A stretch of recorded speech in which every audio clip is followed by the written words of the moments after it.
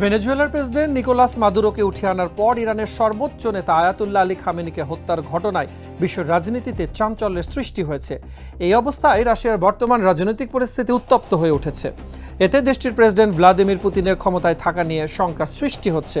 রুটগার্স ইউনিভার্সিটির অধ্যাপক doctor Alexander মোটিল সম্প্রতি এক বিশ্লেষণে দাবি করেছেন, রাশিয়ার বর্তমান রাজনৈতিক পরিস্থিতি পুতিনের পতনের জন্য সহায়ক হয়ে উঠছে।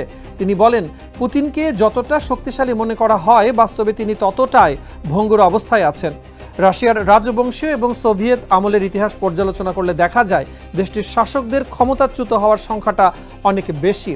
১৬১৩ সাল থেকে বর্তমান সময় পর্যন্ত ২৭ জন রুশ শাসকের মধ্যে ১২ জনই হয় ক্ষমতাচ্যুত হয়েছেন, নয়তো হত্যার শিকার বা বড় ধরনের বিদ্রোহের মুখে পড়েছেন। পরিসংখ্যান অনুযায়ী এই হার প্রায় ৪৪%, যা যে কোনো স্থিতিশীল রাষ্ট্রের তুলনায় বেশ উদ্বেগজনক। প্রিগোজিনের বিদ্রোহের পর রাশিয়ার সামরিক বাহিনীর কিছু দুর্বলতাও ফুটে উঠেছে। বর্তমানে অনেক কট্টর জাতীয়তাবাদী প্রকাশ্যেই যুদ্ধের অব্যবস্থাপনা নিয়ে সমালোচনা করছেন। এই অভ্যন্তরীণ অসন্তোষ যদি কোনো এক বিন্দুতে মিলিত হয়, তবে তা পুতিনের জন্য বড় বিপদ ডেকে আনতে পারে বলে মত বিশ্লেষকদের।